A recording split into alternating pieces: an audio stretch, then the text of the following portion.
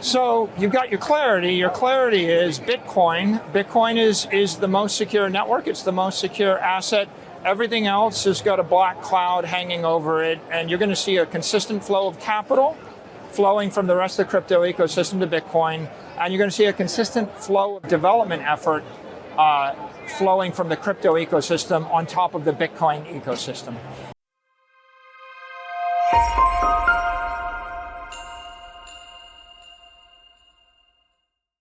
So I'm, thinking about a couple of things pegged to the halving that's, happening next April. Now, typically we would see a run up in the price of Bitcoin going into that. And that would set off the next bull cycle. But, there are a couple of things that are fundamentally different this time around. The IRS is very involved in, wanting to know what your crypto investments are, taxing them.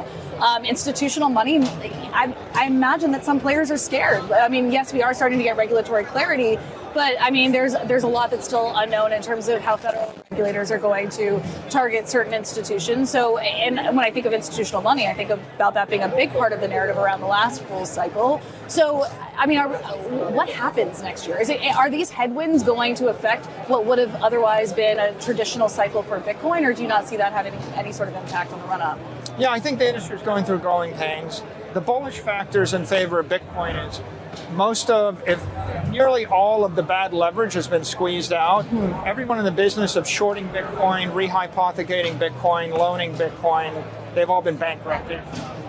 The remaining exchanges where you can short it are under a massive amount of regulatory pressure, and if the regulators have their way, they would like to see all the Bitcoin derivatives markets offshore be eliminated. So I think Bitcoin's found the bottom.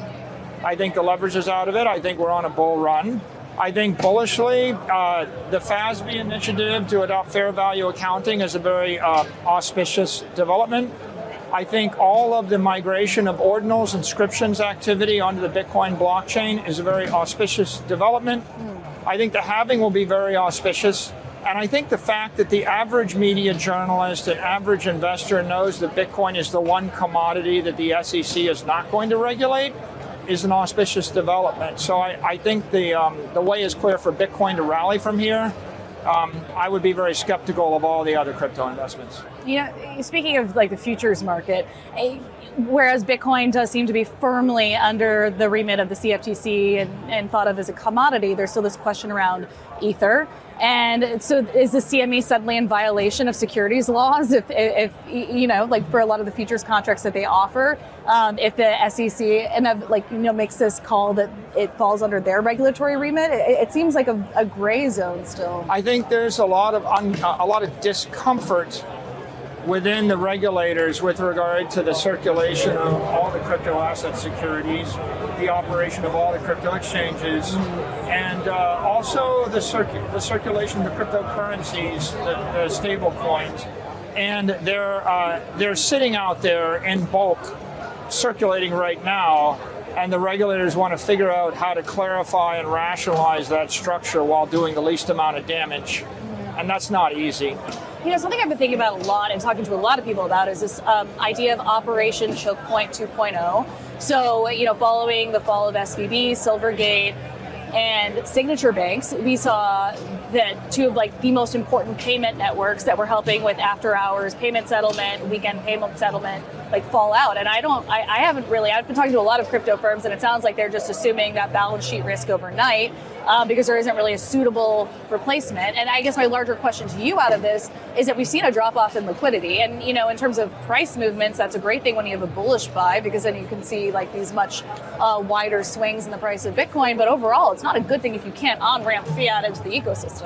I think most of the liquidity was being delivered by people rehypothecating and shorting Bitcoin. And so as the Alamedas and the Genesis and all the exchanges and all the other altcoins exit the market, some of the liquidity dries up, but that's actually bullish for Bitcoin.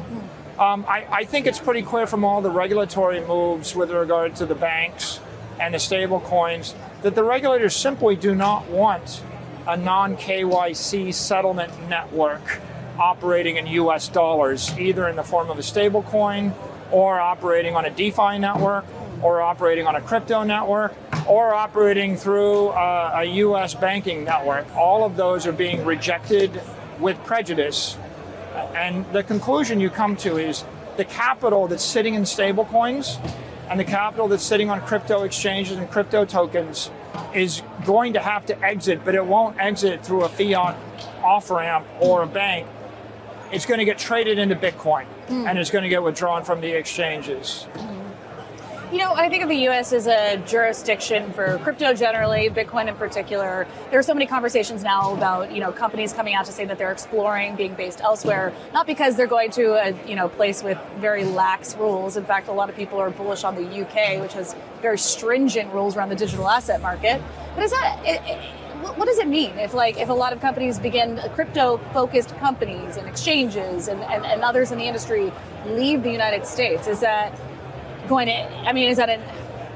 is that bad for the United States? Is that bad for Bitcoin? What does that mean if the U.S. is no longer friendly to this industry?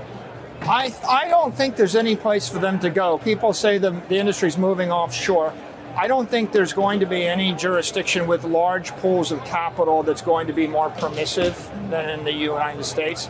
So I think what that means is all those practices are going to float into the gray market at best, where there's 5% as much capital. And the legitimate business in Western Europe, the United States, Singapore, Japan, is going to be rebuilt on a Bitcoin base layer using Lightning or using other Bitcoin protocols. And if it's not that, it must absolutely be an asset without an issuer, truly decentralized, designated as a commodity by the regulators. If you can't build a crypto application on top of a commodity network decentralized, I don't think there's a future for it in the developed world. Is there anything that's keeping you up at night right now? The entire world is confused about what happens next. So continual education, communication, and interpretation of all the activities in the finance markets, and especially the crypto markets in every country in the world, is what keeps me up at night. I want to make sure that everyone that has any responsibility for this is best informed about what we need to do in order to move forward in a responsible fashion.